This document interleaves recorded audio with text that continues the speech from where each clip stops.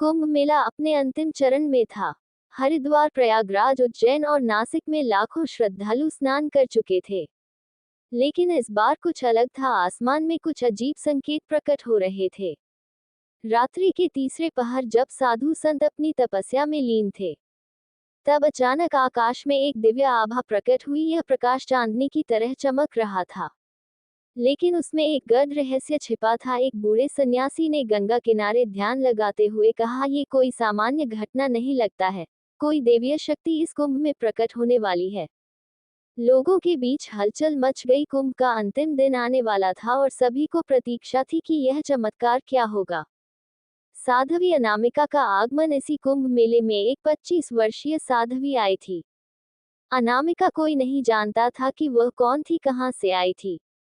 लेकिन जब वो संगम तट पर बैठकर ध्यान लगाती तो चारों ओर एक अद्भुत शांति छा जाती। अनामिका का चेहरा तेज से दमक रहा था, मानो उसके भीतर कोई दिव्य रहस्य छिपा हो। लोगों ने देखा कि जब वह जल में प्रवेश करती थी तो लहरें स्वयं शांत हो जाती थी। कुंभ के अंतिम दिन से एक रात पहले जब अनामिका संगम स्नान कर रही थी, तभी कुछ अकल्पनीय हुआ।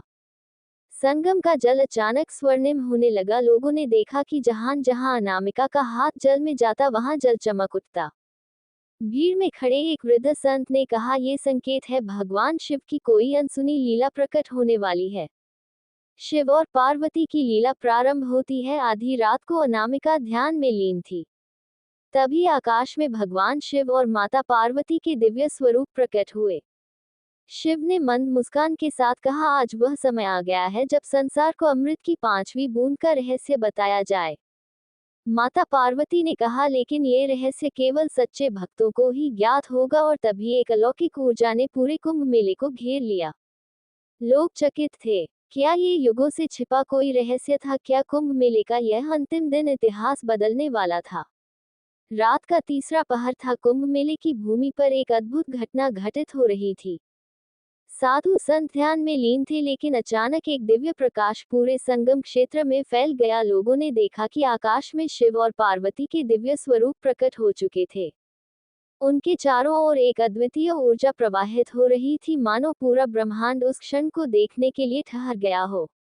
भगवान शिव ने अपनी गंभीर वाणी में कहा, युगों पहले जब समुद्र मंथन हुआ था, तब अमृत की 4 बूंदें पृथ्वी पर गिरी थी, जिनसे 4 पवित्र कुंभ स्थल बने। लेकिन संसार को यह नहीं पता कि अमृत की 5वीं बूंद भी गिरी थी, एक ऐसे स्थान पर जहां इसे केवल सत्य और भक्ति के बल से ही प्राप्त किया जा सकता है। लोगों में हलचल मच गई। 5वीं अमृत बूंद का इतिहास में कभी इसका उल्लेख नहीं हुआ था। आज इस कुंभ के अंतिम दिन वह रहस्य प्रकट होगा, लेकिन इसे प्राप्त करने के लिए संसार को एक कठिन परीक्षा से गुजरना होगा। केवल सच्चा भक्त ही इसे देख पाएगा। इस पूरे घटनाक्रम के बीच साध्वी अनामिका ध्यान में बैठी थी। उसकी आंखों से आंसू बह रहे थे, लेकिन उसके चेहरे पर एक अद्भुत तेज था। मां पार्वती ने अनामिका की ओर देखा और कहा, समय आ गया है कि तुम्हारी असली पहचान प्रकट की जाए। अनामिका।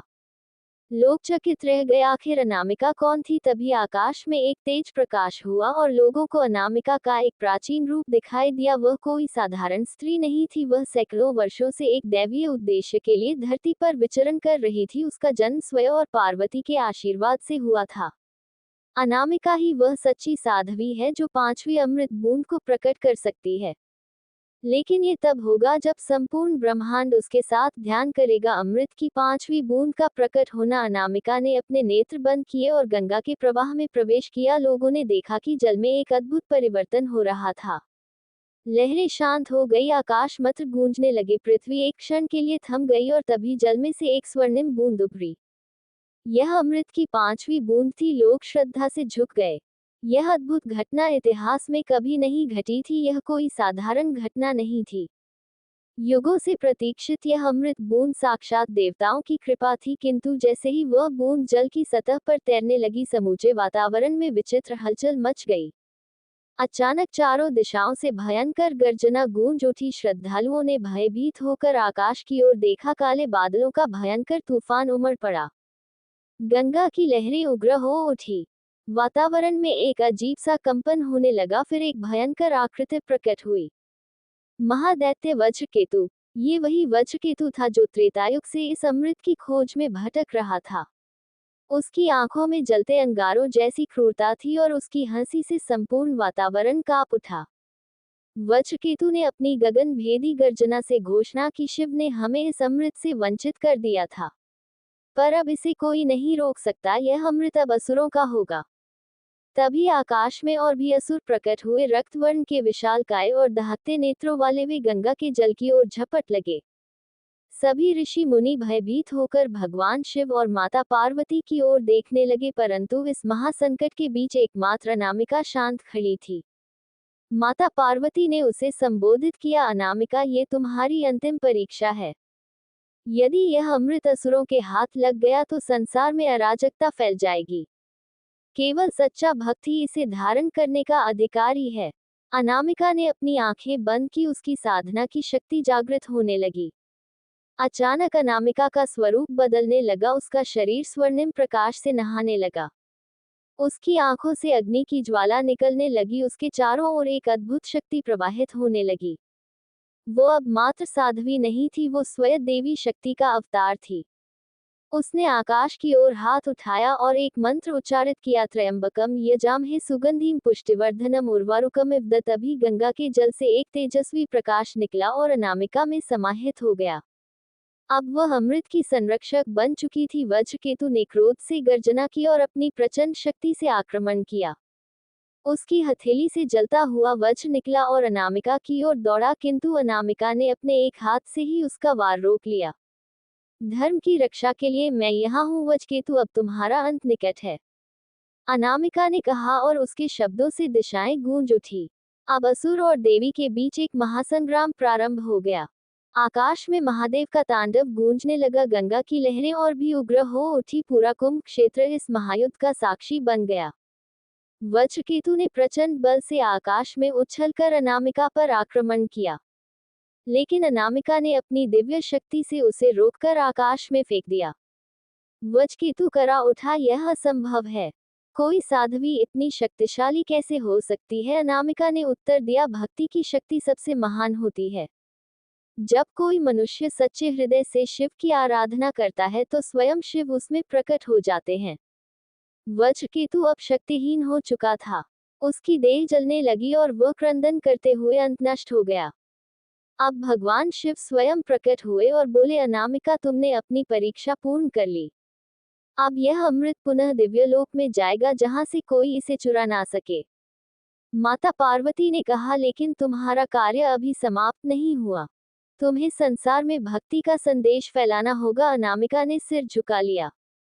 अनामिका ने अमृत की उस बूंद को अपने हाथों में लिया और मंत्रों के उच्चारण के साथ उसका विलय गंगा के पवित्र जल में कर दिया, और तभी अनामिका का शरीर धीरे धीरे प्रकाश में बदलने लगा। उसकी आत्मा शिवलोक की ओर प्रस्थान करने लगी। संपूर्ण संगम क्षेत्र में दिव्य फूल की वर्षा होने लगी। श्रद्धालुओं ने देखा कि अनामिका अदृश्य हो चुकी थी, एक देवीय प्रकाश बनकर, अमृतत्व की प्रतीक बनकर, और संगम की भूमि पर एक अजीब सी शांति छाई हुई थी। हरों दिव्य आभा से जल चमक रहा था और भक्तों की आवाजों में एक नई ऊर्जा का संचार हो रहा था। अनामिका की दिव्य यात्रा के बाद अब सबकी नजरें भगवान शिव और माता पार्वती पर थी, क्योंकि इस अद्भुत घटना के बाद वह दोनों ही साक्षात संगम के तट पर प्रकट हुए थे। जैसे ही भगवान शिव और माता पार्वती की उपस्थिति महसूस हुई, संगम का जल एक आभा युक्त नीले रंग में परिवर्तित हो गया। हर किसी को यह महसूस हुआ कि इस जल में एक गहरी शक्ति समाई हुई थी, जो उनके शरीर और आत्मा को शुद्ध कर रही थी। शिव ने अपनी गहरी वाणी में कहा, संगम का जल अब न केवल शरीर बल्कि आत्मा को भी शुद्ध करेगा। ये जल अब अमृत की तरह हर एक व्यक्ति के हृदय को जागृत करेगा। इस वाक्य के साथ शिव ने अपने त्रिशूल से संगम के जल में एक दिव्य रेखा खींची और संगम का जल एक नई शक्ति से भरने लगा। जल में एक अद्भुत लहर दौड़ने लगी, जो उन श्रद्धालुओं को सीधे शिव के चरणों से जोड़ रही थी। संगम क्षेत्र में हलचल तेज हो गई, लाखों लोग, जिनमें साधु संत भक्त और साध्वी सब शामिल थे, एक एक करके उस दिव्य जल में स्नान करने के लिए पवित्र रूप से आ रहे थे। सिवाय भक्ति के कोई भी इस जल का अमृत नहीं पिएगा। इस जल में अब अद्भुत शक्ति समाई हुई है, लेकिन ध्यान रखना, कोई भी व्यक्ति जो सच्चे हृदय से भक्ति नहीं करेगा वह इसे ग्रहण नहीं कर पाएगा। केवल वही जो भक्ति से अभिभूत है वही इस जल से मुक्ति पाएगा। शिव की यह बात पूरी तरह से सत्य साबित हुई। कई लोग जो केवल दिखावे के लिए यहाँ आए थे, जल में प्रवेश करते ही उल्टे गिर पड़े और उन्हें बहुत दुख संवेदना का सामना करना पड़ा। वे इस दिव्य जल के संपर्क में आने से पहले ही अपने अंदर के भ्रम और अभिमान से उभर नहीं पाए थे। लेकिन जो भक्त सच में शिव और पार्वती के प्रेम में डूबे हुए थे, उनके लिए ये जल एक नवा सुख लेकर आया। जल के संपर्क में आते ही उनके अवगुण समाप्त होने लगे और उनकी आत्मा एक नई ऊर्जा से भर उठी। अब पूरी संगम भूमि पर शांति छा चुकी थी। शिव ने अपने त्रिशूल से संगम के जल में एक अंतिम संकेत दिया और एक असाधारण दृश्य घटित हुआ। आकाश में साक्षात ब्रह्मा, विष्णु और महेश का एक त्रिवेणी संगम हुआ। ये दिव्य त्रिवेणी केवल एक क्षण के लिए था, लेकिन उसने हर किसी को वह चेतावनी दी जो वे एक युग से खोज रहे थे। संगम का जल अब न केवल शुद्ध था, बल्कि अब यह एक जीवित अमृत बन चुका था, जो पृथ्वी के हर एक कोने में फैलने के लिए तैयार था। अब इस जल से तुम सबको एक नई दिशा मिलेगी। ये जल तुम्हें सत्य, प्रेम और भक्ति की राह दिखाएगा। जो इसके साथ जुड़कर जीवन जिएगा वह कभी भी संसार की कठिनाइयों से भयभीत नहीं होगा। ये सुनते ही संगम क्षेत्र में एक नया जीवन जागृत हुआ। प्रत्येक व्यक्ति को महसूस हुआ कि अब वह भक्ति के मार्ग पर सच्चे विश्वास के साथ चल सकता है, क्योंकि शिव ने उन्हें आशीर्वाद दिया था। जैसे ही भगवान शिव ने ये घोषणा की, उन्होंने अपनी साक्षात उपस्थिति में आकर पार्वती को अपने पास बुलाया। माता पार्वती ने भगवान शिव की ओर देखा और कहा, प्रभु, आपने इस संसार को एक नई शक्ति दी है। क्या ये समय आ गया है कि हम एक नई महाकाव्य यात्रा शुरू करें? हाँ पार्वती, यह समय आ चुका है। अब पृथ्वी पर भक्ति और सत्य का एक नया युग शुरू होगा। भगवान शिव और माता पार्वती ने अपने दिव्य त्रिशूल और कमल से एक अद्भुत प्रकाश धारा भेजी, जो कुंभ मेले के संगम के प्रत्येक कोने तक फैल गई। ये प्रकाश केवल भक्ति का प्रतीक नहीं था, बल्कि एक नए युग की शुरुआत का संकेत था, जिसमें लोग सत्य, प्रेम और त्याग के मार्ग पर चलेंगे। लोगों ने हाथ जोड़कर शिव और पार्वती का धन्यवाद किया और उनकी भक्ति में और अधिक ऊर्जा महसूस की। कुंभ मेले का आखिरी दिन अब समाप्ति की ओर बढ़ रहा था, लेकिन संगम के तट पर कुछ अनहोनी घटित हो रही थी, जिसका कोई अनुमान नहीं लगा सकता था। भगवान शिव और माता पार्वती की उपस्थिति ने जैसे ही इस धरती को छुआ, वह जल में एक नई चेतना का संचार कर रहे थे। भक्तों ने महसूस किया कि संगम के जल में कोई अदृश्य शक्ति समाई हुई है, जो केवल भक्ति से प्राप्त हो सकती है। ये शक्ति अब किसी सामान्य अनुभव से कहीं ऊपर थी। भगवान शिव और माता पार्वती की उपस्थिति ने संगम तट पर एक नई लहर पैदा कर दी थी। एक जादुई शांति का अनुभव करने के बाद शिव ने अपनी आंखों में दिव्य आशीर्वाद की झलक देते हुए भक्तों की ओर देखा और कहा, अब इस समय तुमसे कुछ अलग और बहुत खास अपेक्षाएं हैं। तुमने भक्ति के सही मार्ग पर चलने का निर्णय लिया है और यही कारण है कि तुम में शक्ति का संचार हो रहा है। तुम सब उस शक्ति का उपयोग इस संसार को रोशन करने के लिए करोगे। यही समय है जब हर एक भक्त को अपने सच्चे स्वरूप का पता चलेगा। शिव के इस संदेश के बाद संगम के जल में हलचल शुरू हो गई। जल की लहरें एक अद्भुत गति से गूंज रही थी, जैसे वह किसी गहरे रहस्य को उजागर करने वाली हो। इसी क्षण में एक 25 वर्षीय साध्वी अर्चना की उपस्थिति संगम तट पर खास थी। वह साध्वी पूरी तरह से समर्पित भक्त के रूप में जी रही थी, जिसका हृदय केवल शिव और पार्वती की भक्ति से भरा था। जब शिव का संदेश उनके कानों में पड़ा तो वह जैसे अतीत से बाहर निकलकर एक नई चेतना में समाहित हो गई। अर्चना के भीतर एक आंतरिक आवाज गूंजने लगी, तुम्हारी यात्रा अब और गहरी होने वाली है। ये कुंभ मेला तुम्हारे जीवन की एक नई शुरुआत है। साध्वी अर्चना ने आंखें बंद की और ध्यान केंद्रित किया, और तभी उनके मन में भगवान शिव के दर्शन हुए। एक अद्भुत दृश्य सामने आया। शिव और पार्वती दोनों एक उज्जवल आकाश में बैठकर उनके मार्गदर्शन करने के लिए तैयार थे। भगवान शिव ने अनामिका को अपने पास बुलाया और कहा, साध्वी, तुमने अपने जीवन में बहुत कठिनाइयों का सामना किया है, परंतु अब तुम उस शक्ति का अनुभव करने जा रही हो जो तुम्हें एक नई दिशा देगी। तुम जिस रास्ते पर चल रही हो वह तुमसे कहीं बड़ी यात्रा की ओर मार्गदर्शन करेगा। इस दौरान अर्चना का शरीर एक दिव्य प्रकाश से आच्छादित हो गया और उसे महसूस हुआ कि उसके भीतर कोई गहरी शक्ति समाई हुई है। उसका हर कदम अब सही दिशा में बढ़ रहा था, जैसे वह स्वयं शिव और पार के अदृश्य आशीर्वाद से संरक्षित हो। अचानक संगम का जल और भी अधिक आभा युक्त हो गया। वह जल अब एक साधारण नदी नहीं रह गया था, बल्कि एक अमृत धारा बन गया था जो आत्मा के हर कोने तक पहुंचकर उसे शुद्ध कर रहा था। जल की लहरें अब तीव्र गति से बढ़ रही थी और हर भक्त को एक अद्भुत अनुभूति हो रही थी। इस जल में एक दिव्य संदेश था। ये केवल शिव और पार्वती के भक्तों के लिए था जो सच्चे हृदय से उनके मार्ग पर चल रहे थे। अर्चना ने जन्म स्नान किया और जैसे ही उसका शरीर जल के संपर्क में आया, उसके भीतर एक नई चेतना का जन्म हुआ। वह पहले से कहीं अधिक शक्तिशाली, शांत और आध्यात्मिक रूप से जागृत महसूस करने लगी। अनामिका ने शिव से पूछा, प्रभु, इस अमृत जल में क्या रहस्य छिपा है? ये जल केवल शरीर के शुद्धिकरण के लिए नहीं है, यह आत्मा की भी सफाई करता है। जब तक कोई भक्त खुद को पूरी तरह से त्याग नहीं देता, वह इस जल का सही उपयोग नहीं कर सकता। ये जल आत्मा के सबसे गहरे हिस्से को शुद्ध करने की क्षमता रखता है। जब तुम इसे ग्रहण करते हो तो तुम्हारे भीतर का हर एक भावनात्मक और मानसिक अंधकार समाप्त हो जाता है। अनामिका को ये समझ में आया कि कुंभ मेले का जल केवल एक बाहरी शुद्धिकरण नहीं, बल्कि एक आंतरिक यात्रा थी जिसमें आत्मा को जागृत करना था।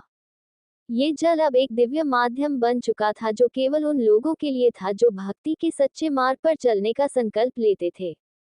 भगवान शिव ने फिर अर्चना को अपना त्रिशूल दिया और कहा, ये त्रिशूल तुम्हारी शक्ति का प्रतीक होगा। जब भी तुम किसी संकट में हो, इसका स्मरण करो और तुम्हारे भीतर जो दिव्य शक्ति है, वह तुम्हारी मदद करेगी। अर्चना ने त्रिशूल को बड़े श्रद्धा से लिया और तभी शिव और पार्वती ने अपने चरणों में आशीर्वाद दिया। जल में एक और परिवर्तन हुआ। अब ये जल अमृत का रूप ले चुका था और वह सभी भक्तों के लिए खुले आकाश में आ गया। अर्चना ने अपने जीवन में एक नई दिशा पाई। उसने अपने जीवन को दूसरे लोगों के लिए समर्पित करने का संकल्प लिया। वह अब केवल एक साध्वी नहीं थी, बल्कि वह शिव और पार्वती की भक्ति का प्रतीक बन चुकी थी। संगम का जल अब सबके लिए एक अमूल्य धरोहर बन गया था, जिसे हर भक्त को अपनी आत्मा की शुद्धि के लिए अपनाना था। कुंभ मेला समाप्त हो चुका था, लेकिन संगम तट पर एक अनोखा चमत्कार घटित हो रहा था।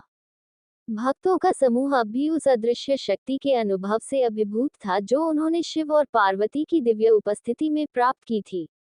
अर्चना, वह 25 वर्षीय साध्वी, अब पूरी तरह से बदल चुकी थी। उसकी आंखों में एक नई आभा और हृदय में एक अड़क भक्ति का संचार हो चुका था। शिव और पार्वती की उपस्थिति के बाद एक गहरी शांति हर किसी के भीतर समा चुकी थी। अर्चना ने अपने जीवन का एक महत्वपूर्ण निर्णय लिया। उसने अपने गांव लौटने का विचार किया ताकि वह वहां भी भक्ति का प्रचार कर सके और लोगों को इस अद्वितीय अनुभव से अवगत करवा सके। परंतु जैसे ही वह गांव लौटने के लिए चलने ही वाली थी, शिव ने उसकी तरफ एक आखिरी दृष्टि डाली। उसने अपनी सभी भक्तों को एक अंतिम उपहार दिया। अर्चना, तुमने जिस आंतरिक यात्रा को प्रारंभ किया है, वह अब तुम्हें हर कठिनाई से पार कराएगी। तुम्हारे रास्ते में आ रही हर बाधा केवल तुम्हारी शक्ति को प्रकट करने का माध्यम होगी। लेकिन याद रखना, ये शक्ति तुम्हारे भीतर से उत्पन्न होगी और केवल सत्य और प्रेम से ही इसे नियंत्रित किया जा सकता है। शिव के इनके साथ ही पार्वती ने भी आशीर्वाद दिया और संगम के जल में एक नया चमत्कार हुआ। जल का रंग अब एक सुनहरी आभा से चमकने लगा और इस जल ने अर्चना के भीतर एक नई ऊर्जा का संचार किया। वह अब पूरी तरह से जागृत हो चुकी थी।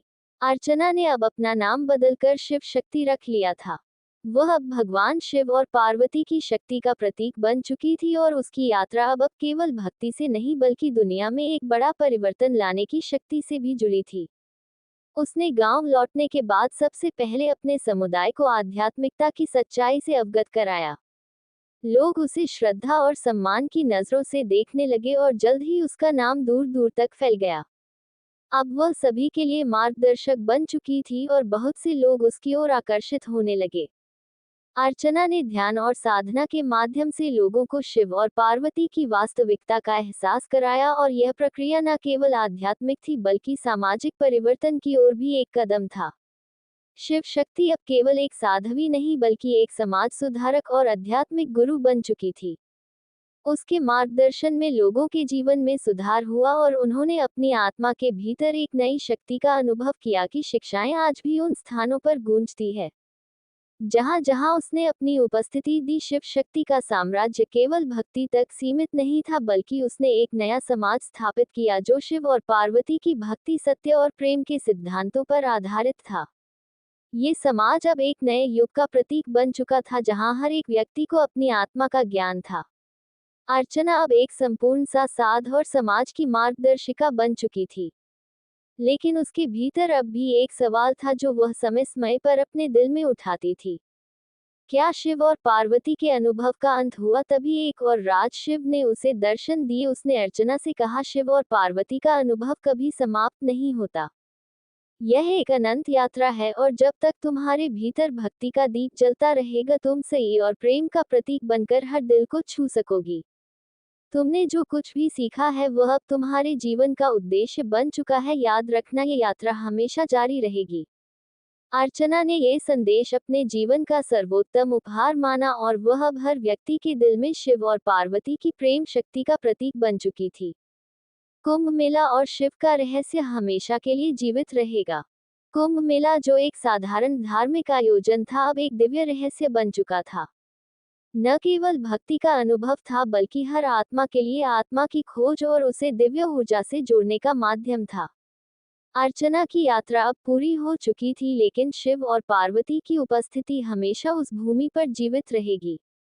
संगम के जल में अब कोई और रहस्य नहीं था, क्योंकि वह जल अब हर भक्त की आत्मा में समाहित हो चुका था। ये कुंभ मेला शिव और पार्वती के दिव्य मिलन की एक स्थायी धरोहर बन चुका था, जो आने वाली पीढ़ियों तक याद रखा जाएगा। अर्चना का जीवन अब एक नए रूप में गूंजता था। शिव शक्ति के रूप में वह न केवल एक साध्वी बनी थी, बल्कि एक ऐसी शक्ति बन चुकी थी जिसने समाज को जागृत किया और एक नए युग की शुरुआत की। उसकी कहानी हमेशा के लिए एक प्रेरणा बन गई, जो हमें ये समझाती है कि जब भक्ति, सत्य और प्रेम का संगम होता है तो वही दिव्यता की प्राप्ति। तो दोस्तों, आपको जानकारी कैसी लगी कमेंट करके जरूर बताइएगा।